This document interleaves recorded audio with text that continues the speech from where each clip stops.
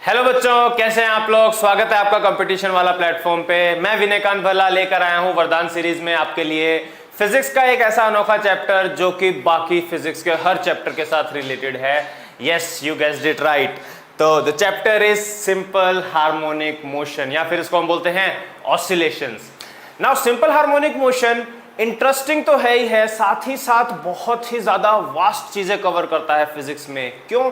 क्योंकि एसएचएम में आप कोई भी चैप्टर उठाओ, चाहे वो रोटेशनल मोशन हो, चाहे ग्रेविटेशन हो, चाहे फ्लूइड्स हो, चाहे कोई भी चैप्टर हो 12th का, चाहे न्यूक्लियाई हो, इवन चाहे इलेक्ट्रोस्टैट्स हो, वो हर चैप्टर में कहीं ना कहीं आ जाता है। सो डिस्पाइट बीइंग इंटरेस्टिंग, ये बहुत ही इंपॉर्टेंट चैप्टर भी है और इसमें से हमेशा क्वेश्चन आता है। तो मैं आपके पास लेकर आया हूं बहुत ही इंपॉर्टेंट टॉपिक्स जो कि आजकल बहुत ज्यादा पूछे जा रहे हैं जेईई में, चाहे वो मेंस हो चाहे वो एडवांस हो। तो आज हम कुछ कंसेप्ट्स के बारे में बात करेंगे और उनकी थोड़ी सी प्रैक्टिस करेंगे ताकि आप लोगों को पता चल जाए वो कंसेप्ट कैसे लगाने हैं। तो लेट्स स्टार्ट। सबसे पहली चीज आपको पता होना चाहिए कि जो हमारे पास एसएचएम सिंपल हार्मोनिक मोशन है वो किस तरीके से बटा हुआ है, उसका जो जेईई मेन में जो मार्क्स डिस्ट्रीब्यूशन है वो कैसा है। तो let me just tell you, मैंने सिंपल हार्मोनिक मोशन को 4 पार्ट्स में बांटा है अकॉर्डिंग टू देयर, मतलब जो भी जिस भी रिक्वायरमेंट के साथ वो मेंस में आ रहे हैं। पहला मैंने बांटा है kinematics and energy in SHM, मतलब starting from y is equal to a sine of omega t से लेकर जो भी एनर्जी की इक्वेशन एंड ग्राफ्स थे, उन सभी में सभी को अगर मैं मिला दूं तो अराउंड 14% क्वेश्चन उस पार्ट से आते हैं। दूसरा, अगर मैं बात करूं time period of SHM, time period, क्योंकि बहुत सारे क्वेश्चंस में टाइम पीरियड पूछा जाता है, but still that comprises of only 23%। जो आपके हार्डकोर एसएचएम में जो टाइम पीरियड के क्वेश्चन आते हैं वो 23% ही हैं। उसके बाद अगर मैं स्प्रिंग प्रॉब्लम की बात करूं, देखो स्प्रिंग प्रॉब्लम में भी टाइम पीरियड इंक्लूड होता है, but there are other factors also जो कि स्प्रिंग प्रॉब्लम में पूछे जा चुके हैं बहुत बार, and that is 26%। And lastly miscellaneous, अगर आप मिसलेनियस का परसेंटेज देखोगे तो एक छोटी स्माइल आ जाएगी आपके मुंह पे, 37%। मतलब जो इधर उधर से बन के आते हैं ना क्वेश्चन, वो सबसे ज्यादा आते हैं एसएचएम में। मतलब कि इलेक्ट्रोस्टैट से उठा लिया हमने, फ्लूइड से उठा लिया, थर्मो से उठा लिया, न्यूक्लियाई से उठा लिया, ऐसे ऐसे क्वेश्चन उठा के वो एक क्वेश्चन बना के दे देंगे, and that will come into SHM, and that is why miscellaneous की परसेंटेज सबसे ज्यादा है। और मैं इनमें से ही मेन टॉपिक्स के बारे में आज बात करने वाला हूं। तो देखो बच्चों, सबसे पहला वरदान है हमारे पास, all SHMs are results of unbalanced restoring force and और टॉर्क। तो जो भी कोई भी एसएचएम हो रहा होता है वो किस वजह से होता है, उसका रीजन एक छोटा सा यही होता है कि वो जो पार्टिकल, वो जो ऑब्जेक्ट या जो भी चीज है वो ऑसिलेट कर रही है। तो अगर वो राइट जाने की कोशिश करेगी, फोर्स उसको लेफ्ट लेके जाएगी, वो लेफ्ट जाने की कोशिश करेगी, फोर्स उसको राइट लेकर आएगी, and that is the base of SHM.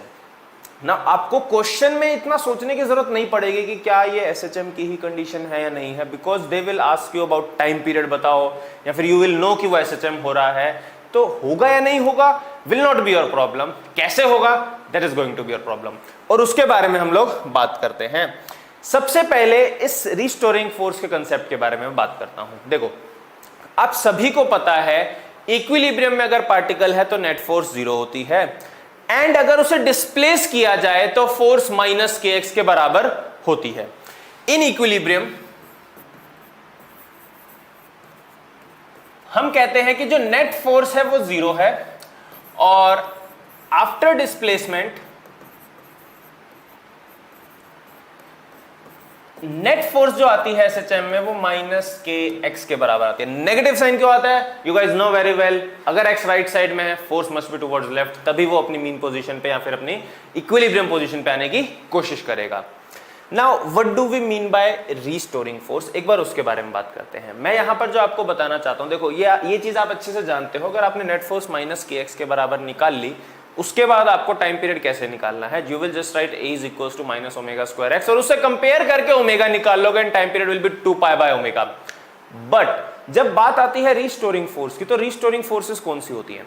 Restoring forces are those forces जो कि थोड़ा सा एक्स्ट्रा में काम करती है आफ्टर डिस्प्लेसमेंट। मतलब let me write here, the thing is the extra force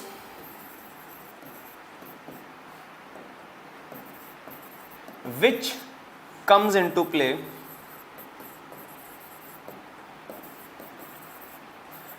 after displacement, that is your restoring force. तो अब ये क्या हो गया, मतलब एक्स्ट्रा में कौन सी फोर्स आती है, डिस्प्लेस करने के बाद एक्स्ट्रा फोर्स आती क्यों है, वो हमारा काम नहीं है सोचने का।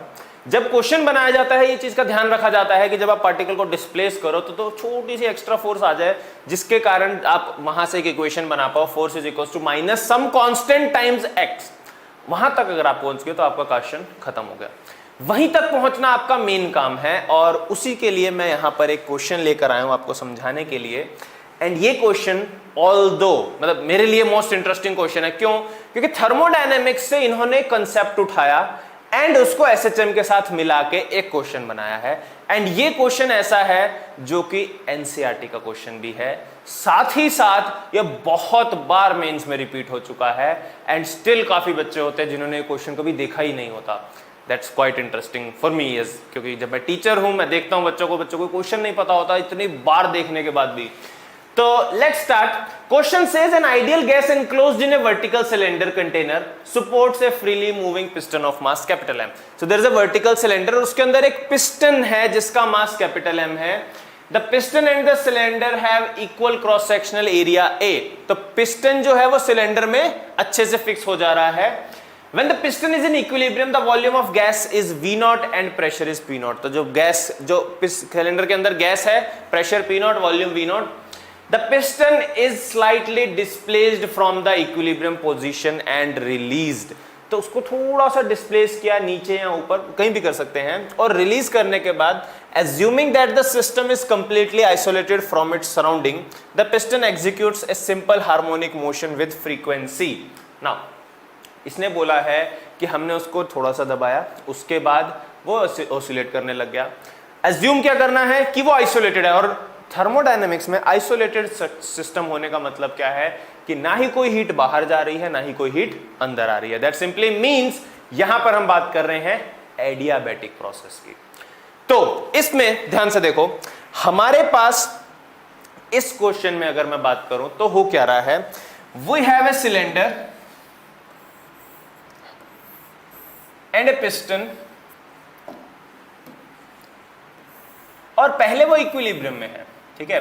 तो अगर इसका मास कैपिटल M है, यहाँ पर प्रेशर P0, वॉल्यूम V0 है, तो मुझे बताओ क्या मैं ये नहीं लिख सकता कि भाई इसका जो वेट होगा नीचे की ओर mg होगा और ऊपर की ओर जो फोर्स लग रही होगी वो P0 इंटू एरिया लग रही होगी, तो P0 into area should be equal to mg।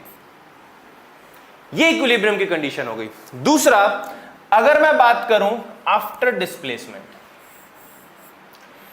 अब एक छोटी सी चीज आपको पता है, थर्मोडायनेमिक प्रोसेस में अगर आप एडियाबैटिक की बात करो स्पेसिफिकली, तो जब आप एडियाबैटिक प्रोसेस की बात करते हो तो हमारे पास इक्वेशन होती है P V raise to the power gamma is constant. और अगर पीवी की पावर गामा कांस्टेंट है तो बताओ अगर वॉल्यूम डिक्रीज होती है, मान लो मैंने इसको नीचे डिस्प्लेस किया x से, इसकी इनिशियल पोजीशन से x से नीचे डिस्प्लेस किया, वॉल्यूम डिक्रीज हुई, वॉल्यूम डिक्रीज होगी तो प्रेशर को क्या होना पड़ेगा, बढ़ना पड़ेगा। तो मान लेते हैं प्रेशर हो गया P प्लस डेल्टा P के बराबर और वॉल्यूम होगी V माइनस डेल्टा V के बराबर। और अगर ये एक सिचुएशन है हमारे पास, तो मैं क्या बोल सकता हूं कि भाई प्रेशर बढ़ने की वजह से, अब देखो फोर्सेस कैसे कैसे हैं, mg तो पहले जितना ही है लेकिन ऊपर की ओर P plus delta P into area बढ़ गया और अब जो नेट फोर्स लग रही होगी वो होगी P plus delta P into area minus mg। In fact पहले यहां पे P0 था, late me write here P0 क्योंकि P0 में डेल्टा P बढ़ा एंड वॉल्यूम V0 में डेल्टा V सब्ट्रैक्ट हो गया। नाउ अगर आप इसमें देखो P0 इंटू एरिया और mg, ये तो कैंसिल हो जाएगा क्योंकि P0 एरिया तो mg के बराबर था। तो यहां पे मेरे पास नेट फोर्स किसके बराबर बची, डेल्टा P इंटू एरिया। अब ये क्या है, ये हुआ कि जब आपने पिस्टन को डिस्प्लेस किया, ध्यान से सुनना, जब मैंने पिस्टन को थोड़ा सा नीचे डिस्प्लेस किया प्रेशर थोड़ा सा बढ़ गया और जो वो प्रेशर बढ़ा वो डेल्टा पी है, उसके कारण जो एक्स्ट्रा फोर्स बढ़ी वो डेल्टा पी इंटू एरिया हो गया, and that force will be responsible for SHM, और वही मैं यहां पे प्रूव करने वाला हूं। कैसे, ध्यान से देखो, हमारे पास नेट फोर्स आ गई डेल्टा पी इंटू एरिया। अब मैं इसको फाइंड करता हूं कि भाई ये क्या बता रहा है। अब देखो, एडियाबैटिक प्रोसेस में पीवी की पावर गामा कांस्टेंट होता है, वी गाइस नो, एंड अगर मैं delta P by P naught, क्योंकि इनिशियल प्रेशर पी नॉट था, plus gamma times delta V by V naught, क्योंकि इनिशियल वॉल्यूम वी नॉट था, अगर मैं यूनिट्स एंड डायमेंशन का कॉम्बिनेशन ऑफ एरर वाला फॉर्मूला लगाऊं तो मेरे पास ये आ रहा है। आप इसको डिफरेंशिएशन से भी ला सकते हो। तो यहां से डेल्टा पी कितना आ गया, डेल्टा पी आ गया minus gamma P naught by V naught into delta V. What is delta V? हमने जब इसको x से नीचे लिया तो जो वॉल्यूम में चेंज आया वो आया एरिया इंटू वो स्मॉल डिस्टेंस x, क्योंकि जब आपने इसको x से डिस्प्लेस किया जो वॉल्यूम में डिक्रीज हुआ वही तो हुआ ना, एरिया इंटू वो छोटा सा डिस्प्लेसमेंट। तो यहां पर अगर मैं वो चीज लिख दूं एरिया इंटू, तो डेल्टा पी हमारे पास आ गया minus gamma P naught area into x divide by V naught. But ये डेल्टा पी है, हमारे पास जो नेट फोर्स है that is equals to delta P into area, sorry area, और ये हमारे पास आ जाएगा माइनस का gamma P naught A square divided by V naught into x, and ये हमारे पास नेट फोर्स है। बस इसके बाद क्या करना होता है, नेट फोर्स है तो एक्सेलरेशन निकालो, और एक्सेलरेशन से हम लोग एसएचएम की इक्वेशन देखेंगे। तो एक्सेलरेशन आ जाएगा minus gamma P naught A square by M V naught into x. अब ये इक्वेशन बनी किसके लिए, डिस्प्लेस किसको किया था, पिस्टन को किया था। फोर्सेस किसकी वजह से आई थी, गैस की वजह से आई थी। तो जो फाइनल टाइम पीरियड निकलेगा वो किसका निकलेगा, गैस का या पिस्टन का? ऑब्वियसली पिस्टन का, क्योंकि नेट फोर्स किसकी वजह से है that is not our concern. Piston पे फोर्स लग रही है, पिस्टन एसएचएम कर रहा है, तो टाइम पीरियड भी किसका आएगा, पिस्टन का आएगा। तो यहां से अगर आप टाइम पीरियड निकालोगे 2 pi by omega, now you guys know कि ये जो फैक्टर है this is our omega square, तो इसको अगर आप उल्टा कर दोगे तो ये आ जाएगा root of M V naught divide by gamma P naught A square. और क्योंकि उसने फ्रीक्वेंसी पूछा है तो फ्रीक्वेंसी होता है 1 बाय टाइम पीरियड, तो आ जाएगा gamma P naught A square divide by M V naught. I guess आप लोगों को ये क्वेश्चन समझ आया होगा। ये जो था वो लीनियर एसएचएम से रिलेटेड था। आगे बढ़ते हैं और नेक्स्ट क्वेश्चन देखते हैं, और ये क्वेश्चन जो है वो एंगुलर एसएचएम से रिलेटेड है। Now again this question has been in JEE Mains in various different times, मतलब बहुत बार आ चुका है ये क्वेश्चन, अलग अलग फॉर्मेट में आ चुका है, बट मेन मोटा मोटी यही रहता है कि क्वेश्चन एक रॉड है, स्प्रिंग है, उसे रोटेट किया, बताओ टाइम पीरियड ऑफ ऑसिलेशन क्या होगा। इसमें भी आपको क्या करना है, इसमें अब एंगुलर एसएचएम है तो आप इसको डिस्प्लेस नहीं करोगे, आप इसके डिस्प्लेसमेंट इसको रोटेट करोगे। इनफैक्ट रोटेट करने के बाद आप टॉर्क के बारे में बात करोगे, and net torque is equals to I alpha लिख के आंसर निकालोगे। नाउ क्योंकि ये बहुत इंपॉर्टेंट है, लेट्स जस्ट सॉल्व इट। देखो क्या होगा, मान लो हमारे पास ये रॉड है और इस तरीके से हमें स्प्रिंग दिए हुए हैं,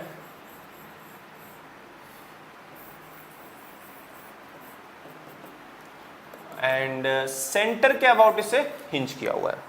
क्वेश्चन देखो ध्यान से, question says two light identical springs of spring constant k are attached horizontally at the two ends of uniform horizontal rod A B. तो हॉरिजॉन्टल रॉड कहने का मतलब है रोड ऐसे ऐसे नहीं, रोड ऐसे ऐसे ऑसिलेट करने वाली है, ठीक है, you should know that. The other end of the two springs are fixed to rigid support as shown in figure, ठीक है। The rod is gently pushed through small angle and released, the frequency of resulting oscillation is, see वही same चीज है। अब क्या होगा, मान लो कि मैंने रोड को थोड़ा सा घुमाया, तो मैं यहाँ पे इस तरीके से एक लाइन ड्रॉ कर रहा हूं विच सेज कि अगर मैंने रोड को थीटा से घुमाया तो क्या होगा, अगर रोड को थीटा से घुमाया तो ये, क्योंकि ये लेंथ l/2 है, arc length is equals to theta into radius use करूंगा तो ये l/2 थीटा आगे गया, और ये इधर से l/2 थीटा आगे गया। नाउ इसका मतलब ये है कि ये स्प्रिंग l/2 थीटा से एक्सपेंड हुआ और ये स्प्रिंग भी l/2 थीटा से एक्सपेंड हुआ, दोनों का स्प्रिंग कांस्टेंट के है, तो फटाफट से बताओ फोर्स कितनी होगी। स्प्रिंग फोर्स लगाता है k इंटू एक्सपेंशन, एक्सपेंशन कितनी है यहाँ पे l/2 थीटा, तो यहाँ पे जो फोर्स लग रही होगी वो होगी k into l/2 theta, and यहाँ पे जो फोर्स लग रही होगी k into l/2 theta. So we got our forces. But forces से काम नहीं चलेगा यहां पर, क्योंकि एंगुलर एसएचएम हो रहा है, हमें इसके टॉर्क निकालनी पड़ेगी। किसके अबाउट? जिसके अबाउट ये रोटेट कर रहा है। रोटेट किसके अबाउट करता है?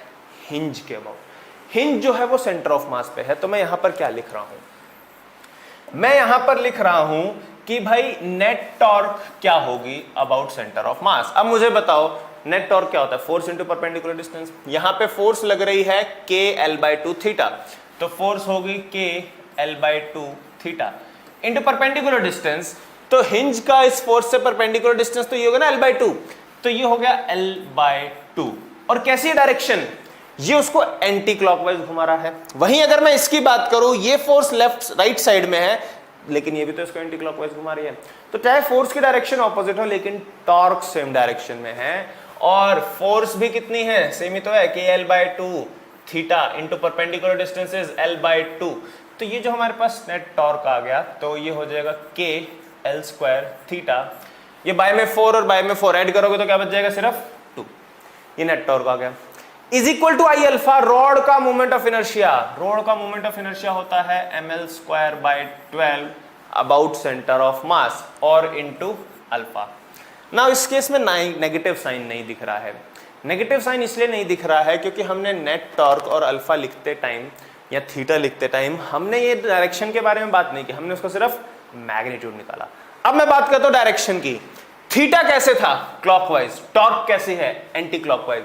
तो थीटा और alpha should be in opposite direction and that's why I am putting a negative sign here. तो यहां से अल्फा कितना आ गया? देखो अल्फा हमारे पास आ गया, देखो एल स्क्वायर से एल स्क्वायर कट जाएगा, -6k by m into theta. That's it. ये हमारे पास ओमेगा स्क्वायर फैक्टर आ गया। तो जब आप फ्रीक्वेंसी निकालोगे आ जाएगा 1/2 pi root of 6k by m। As simple as that. ठीक है, आगे बढ़ते हैं बच्चों एंड नेक्स्ट वरदान पे आते हैं। वरदान नंबर 2। व्हाट डज वरदान नंबर 2 सेज? वरदान number 2 says SHMs are projection of uniform circular motion। यानी कि कोई एक ऐसा पार्टिकल जो कि यूनिफॉर्म सर्कुलर मोशन में घूम रहा है, उसकी प्रोजेक्शन जो होगी, प्रोजेक्शन क्या होता है बच्चों? परछाई। उसकी जो परछाई होगी that will be performing simple harmonic motion. और ये एक ऐसा कंसेप्ट है जिससे क्वेश्चंस बहुत बार आते हैं, बहुत बार बच्चे गलत करके आते हैं, और एक ही सिंपल कंसेप्ट है वो हमेशा रहता है। और आज के बाद आप लोगों को उसमें प्रॉब्लम नहीं आने दूंगा। देखो क्या होता है। सबसे पहले तो यूनिफॉर्म सर्कुलर मोशन को याद करो। जैसे भगवान को याद करते हैं वैसे यूनिफॉर्म सर्कुलर मोशन को याद करो। हमारे पास एक सर्कल है, ये हमारे पास 2 एक्सेस हो गए, एंड हमारे पास एक पार्टिकल है जो कि यूनिफॉर्मली रोटेट करेगा। नाउ इसकी परछाई मैं इस पे लेने वाला हूं। परछाई का मतलब है, देखो परछाई का सीधा सीधा मतलब है कि मान लो मैं यहां से उसे देख रहा हूं एंड आई विल इमेजिन कि अगर यहां पे छपा होता तो कितना होता। और आप ये मान सकते हो कि यहां पर अगर हमारे पास एक टॉर्च है एंड टॉर्च से अगर लाइट जा रही है तो इसकी परछाई इस पे कहां बनेगी? That's it. अब अगर मैं परछाई की बात करूं, फटाफट से बताओ क्या परछाई यहां नहीं बनेगी अभी? तो t इज इक्वल टू 0 पे ये यहां पर है, तो t इज इक्वल टू 0 पे जो हमारी परछाई है वो यहां पर है। ठीक है, नॉट ए बिग डील। लेकिन अगर ये पार्टिकल ओमेगा से रोटेट कर रहा है, अगर इसका radius a which is amplitude of SHM उसके बराबर है, t टाइम बाद कितना एंगल घूमेगा? t टाइम बाद अगर कोई पार्टिकल कांस्टेंट एंगुलर वेलोसिटी से घूमता है तो theta is equal to omega t, मतलब distance is equal to speed into time होता है, तो angular displacement will be equal to angular speed into time. तो ये जो एंगल आ जाता है theta that is equal to omega t. और वहीं साथ ही साथ जो इसकी परछाई है वो यहां पहुंच गई। सिंपल, परछाई इसके सामने, दैट्स इट। अब अगर आप इसकी बात करो तो ये तो ओमेगा टी से घूमा, लेकिन ये कहां से कहां चला गया वो मेरा मेन कंसर्न है। इसकी डिस्प्लेसमेंट को अगर मैं x मान लूं तो अगर ये a है, इसको अगर मैं ट्रायंगल बना दूं, ये ओमेगा टी ले लूं, तो ये ओमेगा टी के लिए परपेंडिकुलर हो गया, ये हाइपोटेन्यूस हो गया। तो साइन ओमेगा टी हो जाएगा x by a, sine omega t is equals to x divide by a को मैं उधर ले जा रहा हूं तो x की वैल्यू आ गई a साइन ओमेगा टी। तो यानी कि ये जो फैक्टर है x that is equals to a sine of omega t. तो क्या मतलब है इसका? मतलब जो परछाई है वो डिस्प्लेस कितना हो रही है? a साइन ओमेगा टी से, और जो a साइन ओमेगा टी से डिस्प्लेस होता है उस पार्टिकल को क्या बोलते हैं? उसका मोशन क्या होता है? Simple harmonic motion. तो क्वाइट सिंपली हमने देख लिया कि जब पार्टिकल मूव कर रहा होता है किसी यूनिफॉर्म सर्कुलर मोशन में तो उसकी परछाई क्या कर रही होती है बच्चों? एसएचएम कर रही होती है ना। ध्यान रखना जैसे ये है, ये यहां से ऊपर जाएगा फिर ये घूम के नीचे आएगा, तो जैसे जैसे ये मार्कर जो है घूमता जाएगा वैसे वैसे जो फिंगर है वो एसएचएम करती जाएगी। नाउ आगे बढ़ते हैं, एक छोटी सी चीज और which is called phase. Phase इसमें बहुत इंपॉर्टेंट है क्योंकि मेनली क्वेश्चन जो होते हैं ना बच्चों वो फेज पे ही डिपेंड करते हैं। फेज क्या होता है? अगर आप इस ओमेगा टी को देखो, जो ये पार्टिकल एंगल से रोटेट किया है उसमें जो साइन के बीच में लिखा हुआ ना omega t, this is our phase, this omega t is called our phase. तो ये फेज बहुत इंपॉर्टेंट होता है बिकॉज आपसे फेज डिफरेंस पूछा जाएगा, आपसे टाइम पूछा जाएगा, आपसे ऐसी चीजें पूछी जाएंगी जो कि रिलेटेड होंगी आपके सारे के सारे इस एंगल से। कैसे रिलेटेड होंगी? देखो क्वेश्चन पूछ लेते हैं 0 से a/2 जाने में टाइम बताओ, 0 से √3a/2 जाने में टाइम बताओ, 0 से a/√2 जाने में टाइम बताओ, या फिर पार्टिकल यहां से यहां गया इसमें टाइम बताओ। तो उन सब में आपको क्या ध्यान रखना है? देखो मैं यहीं पर बात करता हूं, मान लो इसको एक पूरा चक्कर काटने में जो टाइम लगता है वो कैपिटल टी लगता है,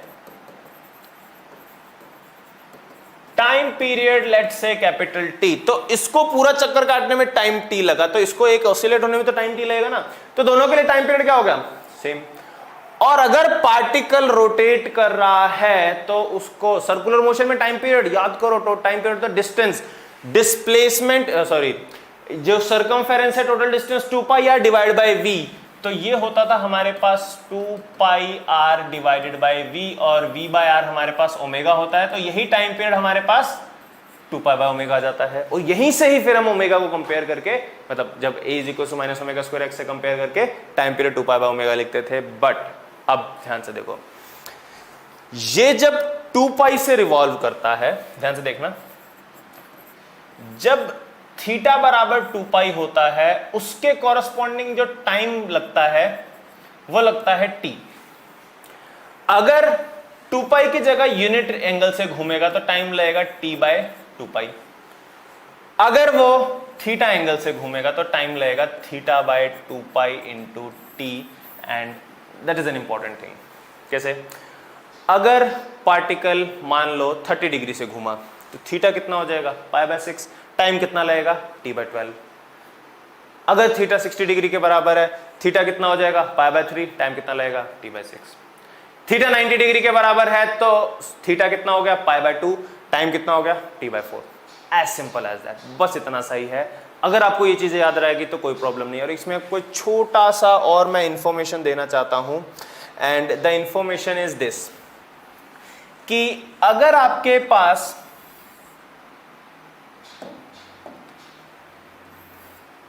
ये मान लो हमारे पास जो पार्टिकल है, मतलब जो एसएचएम कर रहा है, वो a/2, a/√2, √3a/2, ये 3 पॉइंट्स के लिए मैं बात कर रहा हूं। a/2 के लिए, √3a/2 के लिए, सॉरी यहां पे a/√2 के लिए, और यहां पे √3a/2 के लिए।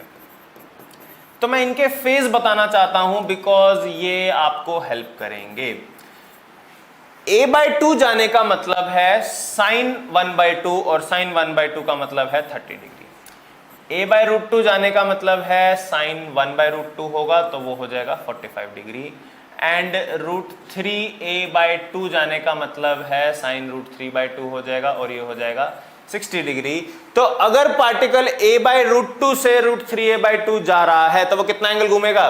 45 से 60 जाने का मतलब है वो 15 डिग्री घूमा, और 15 डिग्री के कॉरेस्पॉन्डिंग आप टाइम पीरियड इजीली निकाल सकते हो। अगर आप इसको डिग्री में भी लिखोगे ना तो भी आपका काम चल जाएगा। मतलब इसकी बजाय आप ऐसे भी लिख सकते हो थीटा बाय 360 इंटू टी, अगर थीटा रेडियन में है तो वो आपका टाइम पीरियड हो जाएगा उस according.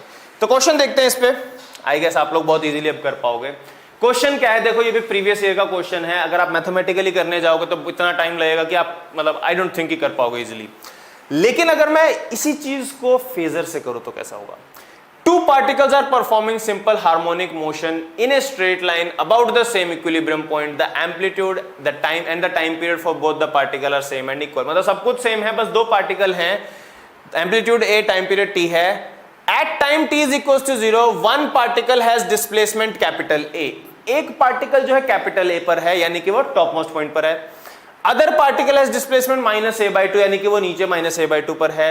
And they are moving toward each other. If they crosses each other at time t, then t is okay fine। फिर से वही चीज, हमारे पास सर्कल है, हमारे पास यहां पर दो पार्टिकल्स हैं, उनको पहले रिप्रेजेंट करा देता हूं मैं। पहला पार्टिकल a पर है, टॉप मोस्ट पॉइंट पर होगा। अच्छा वो टॉप मोस्ट पॉइंट पर है तो उसकी परछाई भी तो वही होगी ना, तो मेरे को बनाने की जरूरत नहीं है। वहीं दूसरे पार्टिकल की बात करूं, -a/2 पर है। ना -a/2 पर है तो लेट से वो यहां पर है, और क्योंकि ये इस तरफ जा रहा है तो ये पार्टिकल ऐसे घूम रहा होगा, और ये डिस्टेंस a/2 है, नेगेटिव साइन जस्ट नीचे की ओर है। ये डिस्टेंस हमारे पास a के बराबर है, एंड साथ ही साथ ये नीचे आ रहा है क्योंकि दोनों एक दूसरे की तरफ जा रहे हैं। Now if they want to meet, क्या होगा, सी लेट से ये पार्टिकल यहां से घूम के आ रहा है, ये पार्टिकल यहां से घूम के आ रहा है, इनके बीच के फेज की मैं बात करता हूं। अब हो सकता है वो उधर भी जाए, वो भी मैं आपको एक्सप्लेन करूंगा, आंसर सेम रहेगा। क्यों? अभी मैंने बताया जब ये a/2 होता है ये 30 डिग्री होता है, और जब ये a है ये पूरा का पूरा 90 डिग्री है, तो टोटल फेज कितना हो गया? टोटल फेज इन दोनों के बीच में हो गया 90 + 30 120। टोटल फेज 120 डिग्री है, तो दोनों कब मिलेंगे? ये दोनों तब जाके मिलेंगे जब दोनों कितना फेज कवर कर चुके होंगे, हाफ ऑफ, यानी कि ये 60 डिग्री और ये टोटल 60 डिग्री। तो 60 डिग्री फेज कवर करने में टाइम कितना लगता है? टाइम लगेगा 60 degree divide by 360 degree into time t, तो आ जाएगा t/6। तो t/6 टाइम के बाद दोनों मिल जाएंगे। ये वाले पार्टिकल मिल रहे हैं, तो इनका जो प्रोजेक्शन होगा, इसकी प्रोजेक्शन यहां पे पहुंची होगी और इसकी प्रोजेक्शन यहां पे पहुंची होगी, तो ये दोनों यहां पे आके कहीं मिल गए। लेकिन अगर वो लेफ्ट साइड जा रहा होता तो बच्चे कहेंगे तो कभी मिल ही नहीं पाएंगे, तो इधर जाएगा और इधर जाएगा। बिल्कुल सही बात है, बट हमें इन दोनों पार्टिकल्स को नहीं मिला, हमें किसको मिलाना है? प्रोजेक्शन को, क्योंकि जो पार्टिकल एसएचएम कर रहे हैं उनको मिलाना है बच्चों। और अगर ये इस साइड भी जाएगा तो इन दी एंड घूम के जब ये यहां पहुंचेगा तो उसकी प्रोजेक्शन तो यही आएगी ना, तो चाहे वो यहां 60 डिग्री जाए चाहे यहां 60 डिग्री जाए, तो ये तो यहीं पहुंचेगा। एंड साइमल्टेनियसली ये 60 डिग्री घूमने में सेम टाइम लेगा, क्योंकि दोनों का टाइम पीरियड तो सेम ही था। एंड दैट इज वाई मैंने ये चीज की कि क्यों ना हम इसको इधर ले, दोनों जब मिल जाएंगे दैट मीन्स ये दोनों मिल गए। अब अगर इधर जाने के बजाय अगर ये इधर भी जाता है तो मुझे क्या फर्क पड़ता है? इन दी एंड जो पार्टिकल एसएचएम कर रहा है वो तो यहीं पहुंचेगा। दोनों एसएचएम वाले पार्टिकल कितने टाइम में मिलेंगे, यही तो क्वेश्चन है। तो जब ये यहां से 60 डिग्री घूमेगा, ये यहां से 60 डिग्री घूमेगा, तब दोनों पार्टिकल जाके मिल जाएंगे, एंड हमारा आंसर जो होगा वो होगा t/6। क्लियर है? बहुत बढ़िया, आगे चलते हैं। नेक्स्ट इज वरदान नंबर 3, एंड वरदान number 3 says damping of SHM is same as radioactive decay और radioactive decay of nuclei. Radioactivity पढ़ी आप लोगों ने न्यूक्लियाई में, n = n0t⁻⁻ λt। वही सेम चीज आपको डैम्पिंग में मिलेगा। और डैम्पिंग में इसलिए लेकर आया हूं बच्चों क्योंकि डैम्पिंग का क्वेश्चन जेईई मेंस में हर शिफ्ट में आ रहा है और अच्छी खासी क्वांटिटी में आ रहा है। अगर एक साथ 6 पेपर हो रहे तो 6 में से 2 या 3 में या 4 में भी मिल रहा है। तो ये पिछले 3 साल से 2 साल से ऐसा ही चल रहा है। तो कंसेप्ट ज्यादा कुछ नहीं है क्योंकि इसमें मेनली फॉर्मूला पे ही बात होती है। तो पहले तो मैं फॉर्मूला बता देता हूं, A = a0 e⁻ bt/2m जब हम बात करते हैं एम्पलीट्यूड की। वहीं अगर मैं डिके की बात करूं, n = n0 e⁻ λt। So the difference is amplitude की जगह नंबर ऑफ न्यूक्लियाई है और b/2m की जगह लैम्डा है, दैट्स इट, नथिंग एल्स। तो हमारे जो ग्राफ्स बनते हैं सेम बनते हैं, जो हमारे पास फॉर्मूलाज होते हैं वो एग्जैक्टली सेम आते हैं, सब कुछ सेम होता है। यहाँ से आपका काम भी बहुत ईजी हो जाता है। नाउ जो एक स्पेशल चीज होती है इन ग्राफ्स में वो क्या होती है वो मैं आपको पहले समझा देता हूं, उसके बाद फिर इसके सारे क्वेश्चन आपसे ऐसे ही हो जाएंगे, मतलब फिर आप ऐसे कहोगे देख के हाँ ये तो हो गया हमसे। ग्राफ स्पेशली आपको पता होना चाहिए। तो यहां पर चाहे आप एम्पलीट्यूड वर्सेस टाइम की बात करो, चाहे एन वर्सेस टाइम की बात करो, व्हाटएवर, एसएचएम है तो मैं एम्पलीट्यूड वर्सेस टाइम की बात कर रहा हूं। And the thing I want you to see is कि मान लो हमारे पास इनिशियली एम्पलीट्यूड ए नॉट है, कुछ टाइम बाद let's say amplitude A not by N हो गया, तो वो टाइम मैं मान लेता हूं टी नॉट। अब फर्दर टी नॉट टाइम बाद मतलब 2 टी नॉट पे ये जो एम्पलीट्यूड है वो ए नॉट बाय 2n नहीं होता, वो ए नॉट बाय एन स्क्वायर होता है। ऐसे ही अगर मैं बात करूं 3 टी नॉट के बारे में तो ये कितना हो जाता है a not by n cube and so on, just as हम लोग डीके में बात करते हैं। हाफ लाइफ क्या होता है, 1 घंटे में आधा हो गया, अगले 1 घंटे में उसका आधा हो गया, अगले 1 घंटे में उसका आधा हो गया, या फिर 1 घंटे में 1/3 हो गया, अगले 1 घंटे बाद 1/9 हो गया, अगले 1 घंटे में 1/27 हो गया। वही चीज अगर टी नॉट टाइम में 1/n हो गया, अगले टी नॉट टाइम में 1/n स्क्वायर हो गया, अगले टी नॉट टाइम में 1/n क्यूब हो गया, एंड दैट्स इट। ये आपका मेन कंसेप्ट है। अब इसमें अगर आप कैलकुलेशन डालना चाहते हो तो डालने में प्रॉब्लम नहीं है। करना क्या है, a is equal to A naught T to the power minus B T by 2m। हमें पता है t 0 पर एम्पलीट्यूड a नॉट है, t की वैल्यू t नॉट पर एम्पलीट्यूड a बाय n है, तब जब आप t की जगह 2t रखोगे तो वही same amplitude a not by n square आ जाएगा, 3t रखोगे तो a not by n cube आ जाएगा। And that is a very simple calculation जो कि आप लोग बहुत इजीली कर लोगे। मेन कंसेप्ट ये रहा कि आपको ध्यान रखना है, क्योंकि ये चीजें पूछी जा चुकी हैं भाई कि एम्पलीट्यूड पहले इतना था, बाद में इतने टाइम बाद कितना हो जाएगा। बहुत सिंपल चीजें हैं और इसी पे बेस्ड मैं आपके लिए एक न्यूमेरिकल लेके आया हूं। उससे पहले बस एक चीज ध्यान रखना कि ये ग्राफ दिमाग में डाल लो, दोनों पे बेस्ड क्वेश्चन आ सकते हैं एंड दोनों का एक ही तरीका है। लास्ट थिंग जो आपको ध्यान रखनी है इसमें वो ये है कि भाई अगर आपसे हाफ लाइफ पूछ ली जाती है कि एम्पलीट्यूड हाफ टाइम में कितना होगा, बहुत सिंपल है, कुछ भी नहीं करना, एक ही जगह ए नॉट बाय 2 रख दो, दैट्स इट। एक ही जगह ए नॉट बाय 2 रखोगे, उसके बाद आपका आंसर आ जाएगा। तो मैं क्वेश्चन पे आता हूं। Question says the amplitude of damped oscillator decreases to 0.9 times its original magnitude in 5 second. Initial से 0.9 टाइम्स हो गया, कितने टाइम में, 5 सेकेंड में। इन अनदर 10 सेकेंड मतलब 10 सेकेंड बाद में it will decrease to alpha times it original magnitude. Original का कितना हो जाएगा ये, अल्फा टाइम्स, तो हमें अल्फा की वैल्यू बतानी है, ठीक है। अब एक बात बताओ, अगर टी नॉट टाइम में x गुना हो रहा है तो 3 टी नॉट में क्या x की पावर 3 टाइम्स नहीं हो जाएगा, ये होगा ना, क्यों भाई x is equal to 1/n है और 3 टाइम के बाद, मतलब देखो ये 5 है, 10 अदर, मतलब 5 तो पहले हो चुके, 10 सेकंड और टोटल 15 सेकंड, 5 सेकंड बाद टी टाइम मतलब 1/n हुआ, 10 सेकंड बाद 1/n स्क्वायर और 15 सेकंड बाद 1/n क्यूब, तो ये 1/n का क्यूब, और यहाँ पे 1/n की वैल्यू उसने 0.9 दी हुई है, तो आपका जो एम्पलीट्यूड हो जाएगा, amplitude will be 0.9 raise to the power 3 times of initial amplitude, and 0.9 का क्यूब आई गेस आप लोग अच्छे से जानते हो, दैट इज 0.729। इस चीज को बच्चों ध्यान रखना, and this is going to help you definitely, चाहे वो न्यूक्लियाई में हो, चाहे वो आपके पास एसएचएम में डैम्प्ड ऑसिलेशन में हो। और इसी को लेकर मैं आता हूं आपके वरदान नंबर 4 पे। वरदान नंबर 4 क्या कहता है, ध्यान से देखो, combination of springs is trending. तो जेई मेन ने नया ट्रेंड पकड़ा है और वो ट्रेंड है हमारे पास कॉम्बिनेशन ऑफ स्प्रिंग्स। चाहे कितना इजी क्वेश्चन हो, चाहे टफ क्वेश्चन हो, वो कहीं ना कहीं छोटा मोटा स्प्रिंग के कॉम्बिनेशन डालते जा रहे हैं ना। फिर बच्चे बोलेंगे कि सर कॉम्बिनेशन ऑफ स्प्रिंग हमें पता है। आई नो आप लोगों को फॉर्मूलाज पता है, सीरीज में के इक्विवेलेंट कैसे निकालते हैं, पैरेलल में के इक्विवेलेंट कैसे निकालते हैं, उसमें मैं आपसे कोई बहस नहीं कर सकता। बट जो मुझे आपको एक चीज बतानी है कि सीरीज और पैरेलल में क्या होता है, अगर आपको बेसिक पता चल जाए तो कुछ क्वेश्चंस ऐसे भी हैं जो आप डायरेक्ट नहीं कर सकते, और वो चीज मैं आप लोगों को बताने जा रहा हूं। कंसेप्ट क्या है, आई नो सीरीज में 1/k equivalent 1/k1 plus 1/k2 plus 1/k3 आप सभी को पता है, एंड आई नो पैरेलल में k equivalent k1 plus k2 plus k3 आप सभी को पता है।